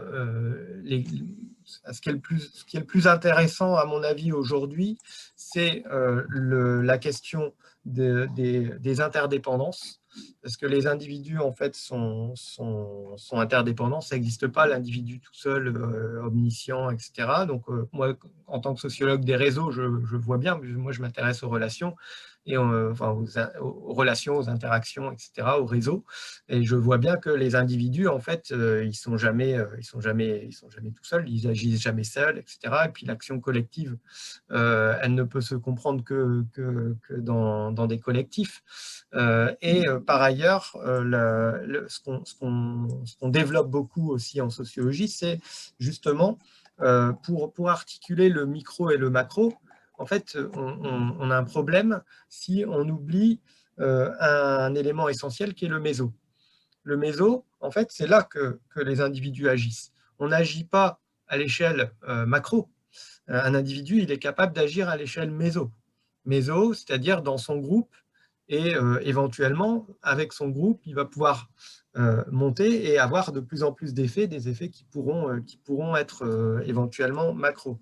Mais en réalité, les processus sociaux, moi en tout cas c'est ceux qui m'intéressent, c'est sur lesquels je vais me focaliser, c'est plutôt les processus méso. Donc les processus méso dans lesquels on peut voir les individus, on peut les voir être dans l'action collective, agir, et on peut voir si effectivement cette action collective va avoir des effets plus tard. Donc c'est pour ça que je m'intéresse à l'État, et quand je m'intéresse à l'État, je m'intéresse justement aux individus qui sont dans l'État et qui fonctionnent. L'État, pour eux, c'est leur organisation méso, en fait, mais ils ont un impact beaucoup plus important que nous, parce que nous, on n'est pas aux manettes de l'État, en réalité. Merci. Alors, il y a Maxime Morge qui voudrait poser une ou voire même plusieurs questions. Alors, si tu veux bien intervenir. Bonjour, bonsoir Fabien. Non, en fait, ma question elle était exactement dans le sens de la question précédente. Et donc, est-ce que tu peux élaborer un peu plus sur cet aspect méso-là, cet aspect multi-échelle que tu évoques? Donc, par exemple, tu faisais dans le chat, tu faisais par exemple référence à cette, voilà, tu fais par exemple référence à ce que font les biologistes ou les physiciens qui s'intéressent à la simulation de systèmes complexes dans une approche centrée individu. Donc, est-ce que ta question, ça pourrait en partie être ça? C'est est-ce qu'il y a des approches par simulation individu centrée ou des approches un peu théoriques comme font les physiciens et les biologistes pour essayer de voir justement comment émergent des phénomènes mésoscopiques ou macroscopiques, par exemple? Exactement, Fabien avait commencé à répondre dans ce sens-là à la suite de ta question, et je trouve la réponse intéressante. Donc, s'il pouvait continuer, expliquer un peu ce sur quoi il travaille actuellement. Par exemple, est-ce que l'approche méso, est-ce que quand tu disais au tout début qu'une des méthodologies que tu as utilisées, c'était l'analyse des réseaux, est-ce que pourtant un réseau, justement, c'est un peu cette échelle méso là, et c'est ça que tu appelles plutôt l'échelle méso, c'est ça? C'est un réseau? Ouais. Donc, nous, on s'intéresse plutôt à des petits réseaux, c'est-à-dire pas le big data, quoi. Donc, on fait des enquêtes et puis on essaye de reconstituer qui a des liens avec qui, etc. Et comment ça fonctionne, par exemple, dans une organisation. Qui est important, à qui on demande conseil, avec qui on travaille, avec qui on est amis. Donc tout ça, il nous semble en fait que c'est fondamental pour l'action collective et pour comprendre l'action collective. Mais on ne peut pas le faire à l'échelle de 60 millions de personnes, enfin en tout cas pas comme ça si on s'intéresse aux individus. Donc nous, quand on s'intéresse aux individus et qu'on s'intéresse à la manière dont ils agissent collectivement, eh ben, nous, en fait, ce qui nous intéresse, c'est de voir comment les individus s'intègrent, sont interdépendants dans un collectif et comment ce collectif fonctionne. Les collectifs, en général, nous, on a repéré plusieurs processus sociaux qu'on peut voir à l'échelle méso. Et une fois qu'on les a repérés et analysés, eh bien, on peut voir s'ils existent ailleurs dans d'autres lieux méso et si même, pourquoi pas, à l'échelle de la société au global, eh bien, ces processus ils n'existent pas. Et il trouve que ça peut tout à fait, enfin, cette méthode peut tout à fait fonctionner. J'ai donné des exemples. Dans les organisations, en fait, ce qu'on voit, c'est qu'il existe des niches sociales. Donc, les niches sociales, c'est des sous-groupes d'acteurs qui se rassemblent et qui, en fait, ont des échanges variés, multifonctionnels et qui sont cohésifs. Donc, dans une organisation plus ou moins grande, d'autant plus quand elle est grande, on ne connaît pas tout le monde, et donc on interagit avec certaines personnes avec qui on noue des amitiés, on lie des liens de coopération, on va demander des conseils, etc. Et donc, ces processus, nous, on appelle ça la solidarité limitée, pour ne pas parler de solidarité comme la grande idée. Voilà, ce n'est pas ça qui nous intéresse spécialement. Ce n'est pas que ça ne nous intéresse pas, mais en tout cas, ce n'est pas comme ça qu'on l'approche. On l'approche par des solidarités un peu particularistes, qui sont aussi des formes d'exclusion, parce que quand on est cohésif avec d'autres personnes, ben, on écarte évidemment ceux qui ne sont pas dans notre cercle. Hein. Donc, on voit aussi les deux côtés de la face. Et puis, on se dit, bah, tiens, ces formes de solidarité limitée, elles existent dans cette organisation. Ça existe peut-être, par exemple, à l'université, mais ça va exister aussi dans certaines entreprises, etc. Si on les enlève, eh ben, ça va moins bien fonctionner parce que les gens, quand ils se connaissent et qu'ils peuvent se contacter très vite, s'organiser très vite, eh ben, ça peut favoriser une action collective pour créer une loi ou pour bloquer une règle, bloquer un processus, etc. etc. Et donc, on dit, bon, bah, ça existe à l'échelle méso. On peut les modéliser. Alors, quand je parle de modéliser, je parle pas de la modélisation simulation, parce que nous, on ne fait pas de simulation, pas vraiment de simulation comme le font les... Ce n'est pas notre tradition, si vous voulez. En fait, on travaille sur de l'empirie, comme je l'ai dit. Donc, on est plutôt à regarder l'existant et essayer de le traduire en concept. Donc, par exemple, je vois qu'il y a des relations et puis je me dis, bah, tiens, il y a une niche sociale, un processus de solidarité limité entre ces acteurs dans cette organisation, plutôt que de simuler des choses. Mais je pense qu'on en avait déjà parlé avec Maxime, on pourrait tout à fait imaginer que les informaticiens, les mathématiciens, etc., s'intéressent à nos processus méso et puis essayent, pourquoi pas, de les simuler et de voir ce que ça donne. Ça, ce serait... Donc nous, notre boulot, c'est plutôt en amont, de décrire des choses, et puis pourquoi pas, après, proposer ça pour les simuler. Et donc, juste pour terminer, pour faire le lien, donc ça, c'est le lien micro-méso. On est tous dans des processus comme cela. Moi, je vois le fonctionnement d'Aléa, et ben, le fonctionnement d'Aléa, ça marche comme ça, par des réseaux, des liens, des gens qui font des trucs, etc. Ça fonctionne bien. Donc, à l'échelle méso, on voit. Du méso au macro, ben, moi, ce qui m'intéresse, c'est par exemple de dire, ben, on sait qu'il y a des processus, il y a des structures sociales, il y a des rapports sociaux de sexe, il y a de la domination masculine dans notre société, on le sait. À l'échelle globale, on peut le voir dans les chiffres, dans les statistiques. Peut-être que si on regarde deux organisations, eh bien, il y a une organisation qui va être beaucoup plus respectueuse de la parité et de l'égalité homme-femme, et une autre organisation à côté dans le même pays, soumise au même processus de domination masculine, bah, qui va fonctionner à fond sur la domination masculine, etc. Donc, être une femme dans l'une des deux organisations, ce ne sera pas la même chose. D'accord ? Donc, importance du méso, mais forcément, lien avec les grandes structures sociales macro. Voilà. Dernière chose, un processus d'apprentissage collectif peut tout à fait se faire à l'échelle mésosociale. On apprend collectivement à fonctionner ensemble, on se forme, on se formait aux outils Zoom, machin. Et puis en même temps, à l'échelle globale de la société, il existe le système d'enseignement qui a été construit historiquement, etc., et qui répond à cette nécessité de la socialisation et de l'apprentissage collectif. Donc, voilà quelques exemples. Ouais, moi, il y a des exemples que je trouve assez fascinants. J'imagine que tu connais ça, qui justement qui travaille sur la modélisation et l'émergence de comportements complexes à l'échelle méso, par exemple. Hein, c'est tout ce qui est mouvement collectif à partir de règles individuelles d'interaction extrêmement simples. Hein. Il y a des choses assez extraordinaires, aussi bien faites par les physiciens que les mathématiciens ou les informaticiens. Il y a vraiment des choses assez extraordinaires et je pense qu'il y a sans doute plein de choses à faire en sociologie aussi pour voir avec des modèles extrêmement simples, voir l'émergence de phénomènes complexes. Ça, je trouve ça assez fascinant. Moi. Il y a Ada qui a mis plusieurs fois plusieurs commentaires sur le chat, qui a parlé de complexité et d'imitation. Est-ce que tu veux intervenir, Ada ?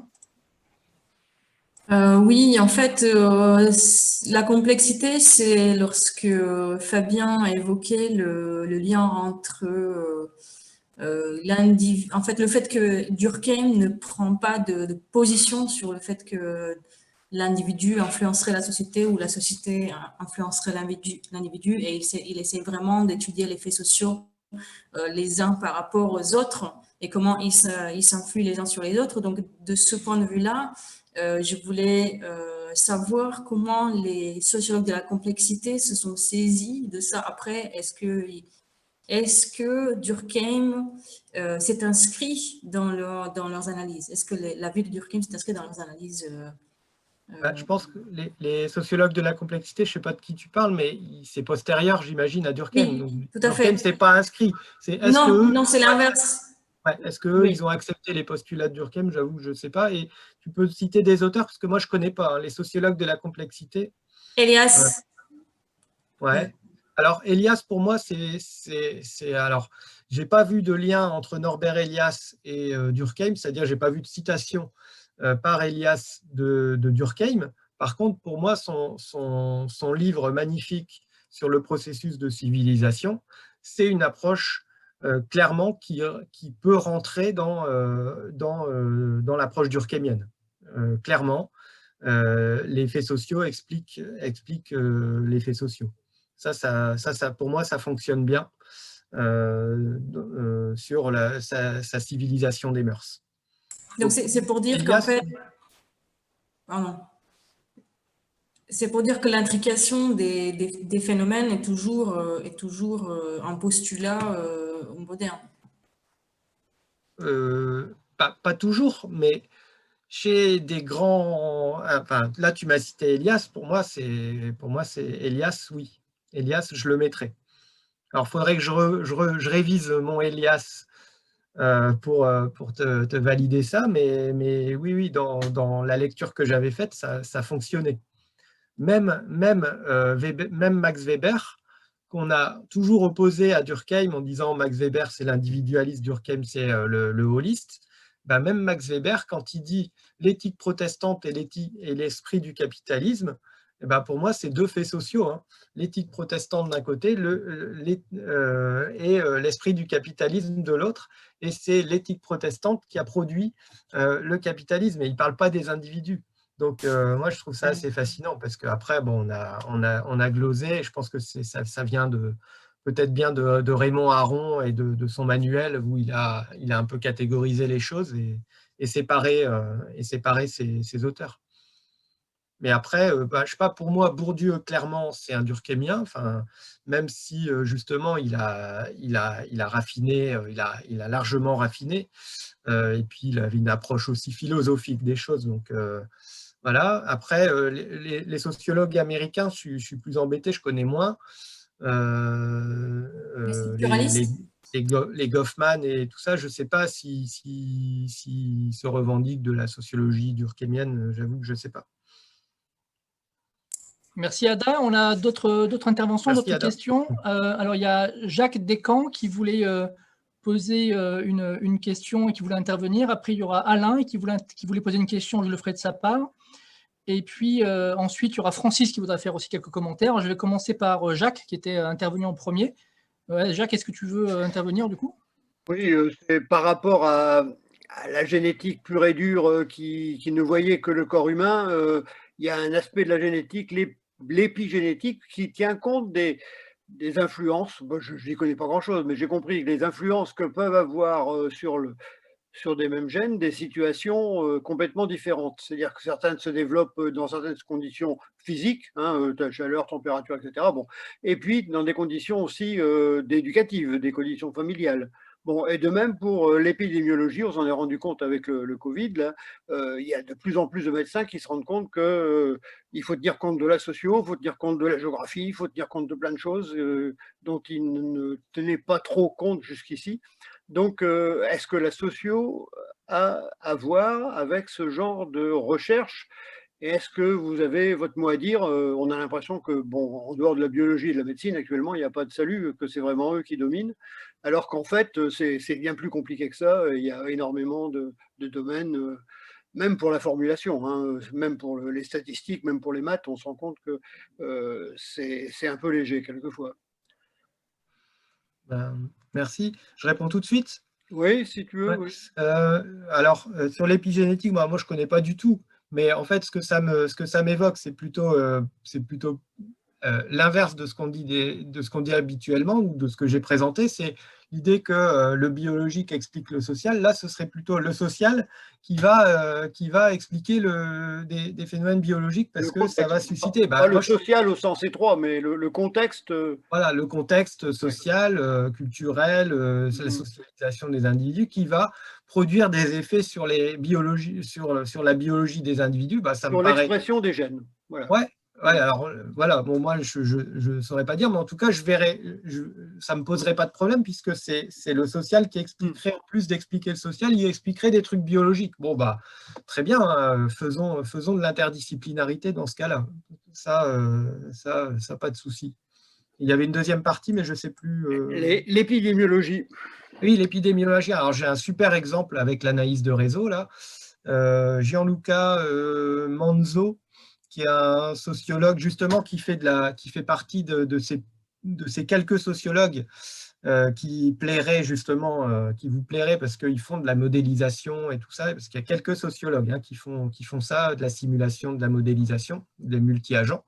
Donc lui, ce qu'il a fait, c'est qu'il a fait une simulation pour montrer en fait l'importance de l'analyse de réseau pour la vaccination. Il a montré en fait qu'il y avait des supercontaminateurs, donc on en a parlé souvent depuis le début de la crise, mais ces supercontaminateurs, en fait, après, tout dépend comment on les considère. Est-ce qu'on dit qu'ils sont supercontaminateurs parce qu'ils ont des caractéristiques biologiques qui font qu'ils contaminent plus les autres? Ça, c'est une manière de considérer le supercontaminateur. Une deuxième manière, c'est un supercontaminateur, c'est quelqu'un qui a beaucoup de contacts sociaux. Et il est tout aussi contagieux que moi si j'ai la maladie, mais moi, j'ai zéro contact parce que je suis devant mon ordinateur tout le temps, tandis que l'autre, c'est une infirmière ou, je ne sais pas, un patron de bar quand ils étaient ouverts. Et donc là, il super contamine parce qu'en fait, il est en contact avec beaucoup de monde. Et donc, Gianluca Manzo, il a fait un article pour montrer que si on fait une simulation, on prend les contacts moyens d'une population par jour. On sait que dans l'analyse de réseau, c'est classique. Il y a des gens qui ont beaucoup de contacts et des gens qui ont très peu de contacts. Il y a une distribution comme ça de ce qu'on appelle le degré.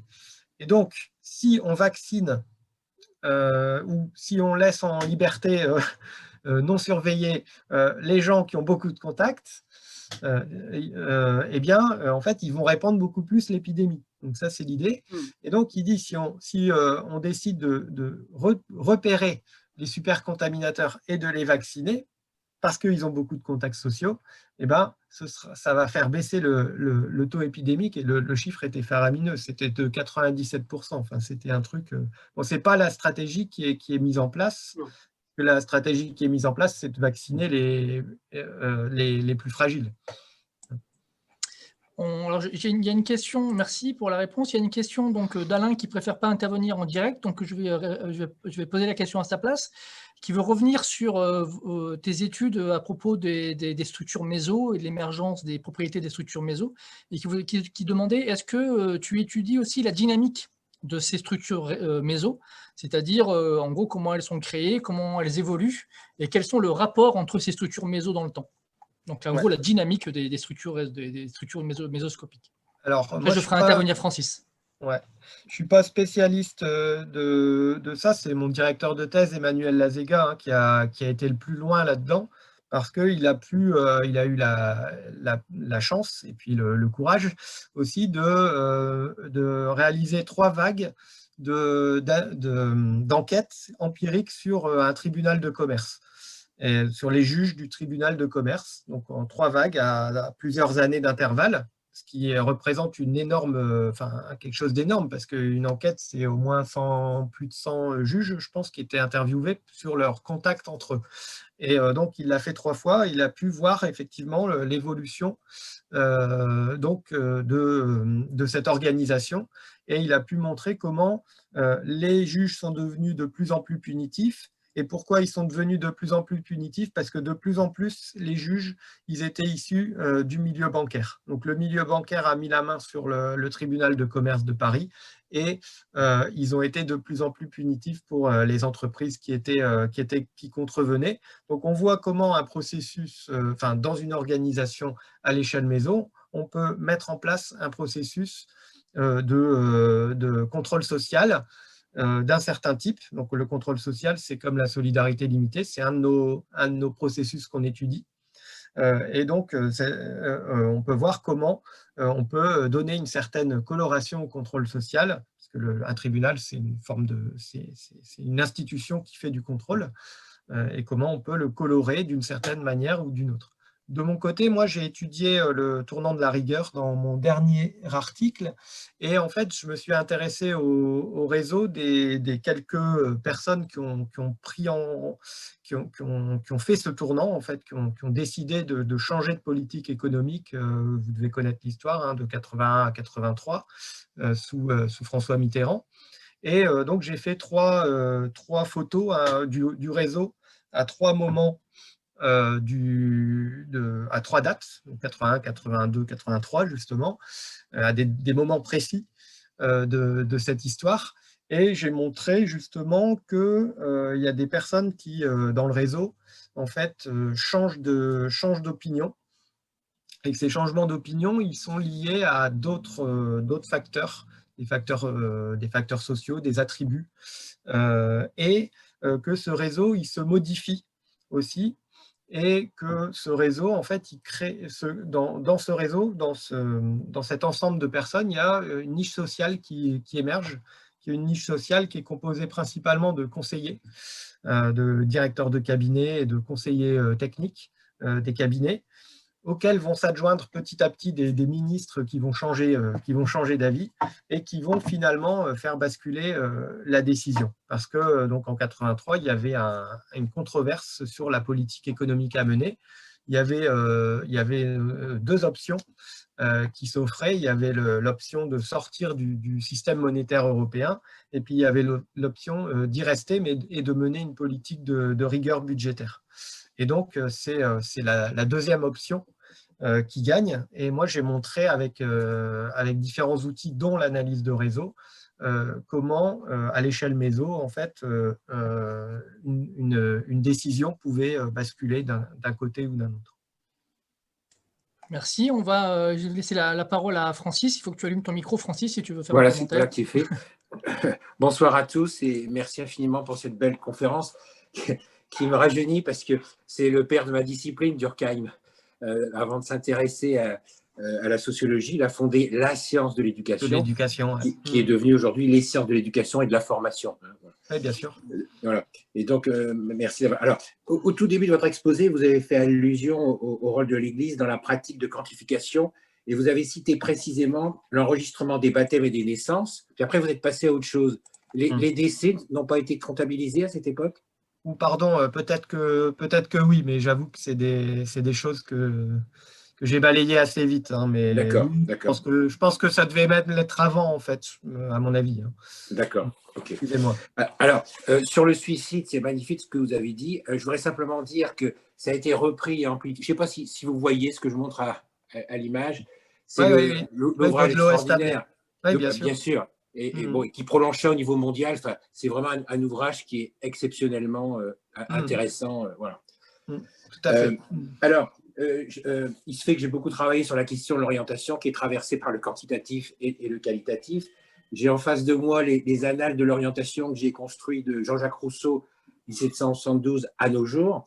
Alors, bravo pour la dimension internationale, le rôle de Galton, le rôle de Stern, mais je ne peux pas citer quand même le psychologue français qui est encore aujourd'hui le plus connu dans le monde, c'est Alfred Binet, avec justement l'échelle métrique de l'intelligence, 1905, révisée en 1908, et l'année de sa mort en 1911. Et là, je voudrais citer, disons, son testament pédagogique, c'est Les idées modernes sur les enfants, qui a été préfacé par Jean Piaget, voilà, et qui résume vraiment, qui situe la problématique des tests dans une œuvre pédagogique plus globale. Voilà. Et la dernière chose, là, c'est plus une question que j'ai envie de vous poser.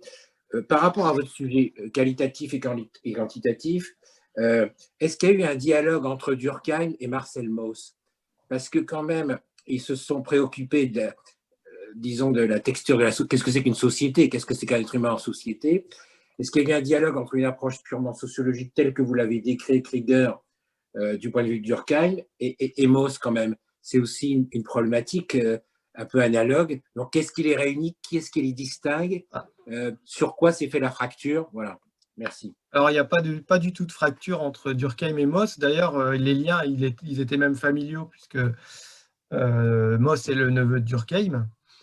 Donc, il y avait déjà le lien familial. Et puis, surtout, il y avait le lien intellectuel. Mauss était un durkheimien, un pur durkheimien. En plus d'être Mauss, hein, parce qu'il était aussi un Maussien. Donc Mauss, c'est un immense anthropologue. Donc il n'y a aucune fracture, aucune différence entre Mauss et Durkheim. Mauss a défendu comme Alvax que j'ai cité, ils ont défendu l'approche durkheimienne jusqu'au bout et ils en ont fait des travaux encore aujourd'hui qui sont fondamentaux. Pour moi, l'apport le plus important de Mauss, c'est son étude du don contre don, hein, son essai sur le don. Et son essai sur le don, pour moi, c'est ni plus ni moins que le paradigme concurrent le plus massif de l'économie néoclassique, c'est-à-dire l'échange marchand. Donc lui, il a montré que la vie sociale, ce n'est pas uniquement l'échange marchand. C'est tout autant, alors je ne saurais pas quantifier, hein, je pense qu'on pourrait peut-être essayer de faire de la quantification de est-ce qu'il y a plus d'échanges marchands ou est-ce qu'il y a plus de dons contre dons dans nos sociétés? Ça à voir après. Mais en tout cas, Mauss, pour moi, c'est en plus, en tant qu'analyste de réseau, j'ai besoin aussi d'avoir une théorie de l'action des individus. Et la seule théorie de l'action de l'échange, si on ne fait pas attention et qu'on va vers nos présupposés, les individus, ils échangent comme des homo economicus. Donc lui, ce qu'il propose, c'est justement un modèle alternatif. Je ne vais pas développer ici, mais voilà. Merci beaucoup. Merci. Alors, s'il n'y a pas d'autres questions ou d'autres personnes qui veulent intervenir, on va peut-être s'arrêter là. On va encore remercier beaucoup Fabien pour ton intervention et ton investissement. Donc, j'ai bien compris on a bien compris que tu avais fait l'effort d'aller au-delà de tes propres travaux pour nous faire plaisir. C'est très sympathique de ta part et on apprécie l'effort. Mais je suis sûr que ça te servira pour le futur, comme très souvent. Bien sûr. C'est le cas. En tout cas, encore merci beaucoup au nom de tous. Et puis, peut-être Bernard voulait intervenir pour conclure et annoncer la prochaine campagne. Merci. Oui, alors, je vais essayer de partager mon écran, mais comme je ne suis pas expert, je ne sais pas si je vais pouvoir. Non, bon.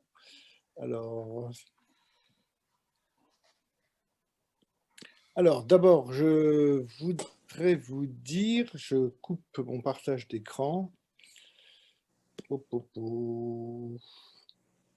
Bon, ben, tout à l'heure ça marchait, ça marche plus.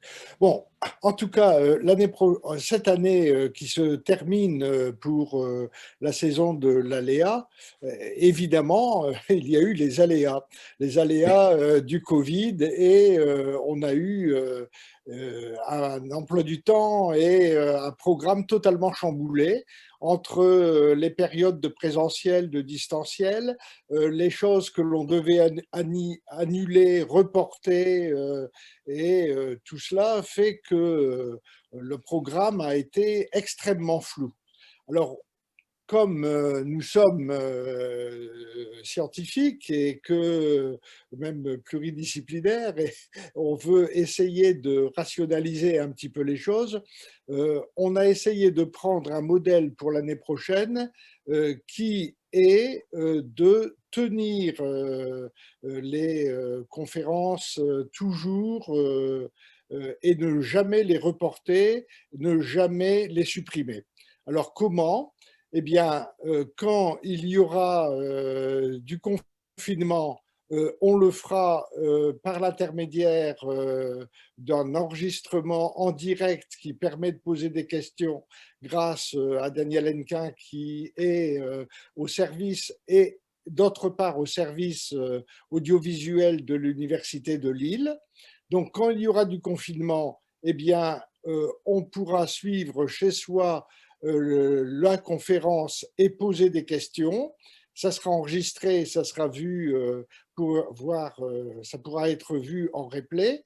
Et d'autre part, quand il n'y aura pas de confinement, eh bien, nous aurons les conférences en chair et en os qui se passeront soit dans l'amphi du Cerlat, soit dans l'amphi Chevreul, en fonction de la disponibilité, et vous aurez le programme complet l'année prochaine. Donc, le premier principe, c'est qu'il n'y aura plus rien de reporté et rien d'annulé. Alors là, je suis obligé de couper quelque chose, c'est… Ton téléphone.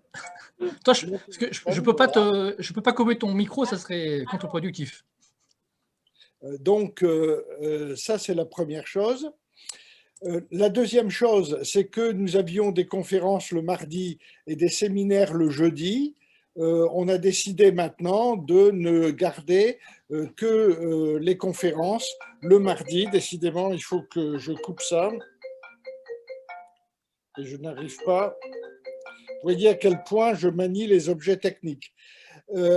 Alors, il n'y aura plus que des conférences le mardi. Et donc, vous aurez un calendrier avec, pas tous les mardis, mais toujours tous les mardis à 18h, des événements qui seront ou des événements qui n'ont jamais été programmés, ou les restes de programmation qui n'ont pas pu être tenus de l'année 2020. Donc, nous allons publier début janvier ce flyer avec l'ensemble des interventions qui se passeront systématiquement le jour et l'heure à laquelle c'est prévu, soit en présentiel, soit en distanciel. Alors, en gros, dans le programme de l'année prochaine, eh bien, il va y avoir jusqu'en juin les cycles énergie et inégalité qui vont être continués et enrichis, et avec l'intégration des choses qui ont dû être repérées. Ça va commencer beaucoup par des conférences sur l'énergie à partir du 15 janvier. Et puis, d'autre part, eh bien, il y aura encore un petit peu de conférences sur sciences, croyances, érudition et qualitatif, quantitatif. Et tout cela prendra fin donc en juin. Donc, voilà notre nouvelle structure. Tout sera enregistré et pourra être pris en différé, mais systématiquement, nous tiendrons notre calendrier, soit en présentiel, soit en distanciel, grâce à nos partenaires et surtout grâce à l'effort du service audiovisuel de l'université. Voilà ce que j'avais à dire et je vous remercie et je remercie aussi Fabien de son travail très intéressant et qui porte sur la modélisation et la modélisation, Quetelet, astronome, les régularités, évidemment, l'astronomie et la physique regardent les régularités, mais on n'épuise pas le réel et ça donne le champ à bien d'autres choses. On l'a vu, la riche discussion qui en est venue. Nulle science n'épuise le réel et même dans son champ, elle utilise avec des intentions, des modélisations en fonction du but à atteindre. Voilà, merci en tout cas. Merci. Et merci à tous. Je reste la parole à Sylvain pour conclure et je coupe mon micro. Merci. Alors, je trouve qu'il y a quand même une contradiction entre ce que tu viens de dire et ce que semble dire Durkheim, puisque la sociologie et les faits sociaux expliquent les faits sociaux et le tout explique le tout. Si c'est vrai, à ce moment-là, c'est la seule science au monde qui est devenue complètement autonome et qui donc a épuisé le réel. Ah non, mais attention. C'était une semi-boutade. Fabien a fait des relations aussi avec le positivisme et il ne faut pas oublier que chez Auguste Comte, il y a une classification des sciences dans lequel il met tout en bas les mathématiques et non pas tout en haut comme on le fait maintenant, tout en bas les mathématiques et qui vont en se complexifiant. La physique c'est un peu plus complexe, la chimie c'est encore un peu plus complexe, mais le plus complexe de tout évidemment c'est la sociologie. Alors c'est cette classification qu'on tienne dans le bon sens qu'il faut rétablir. Merci à tous et toutes pour votre présence et puis à bientôt. Au revoir. Merci beaucoup, à bientôt.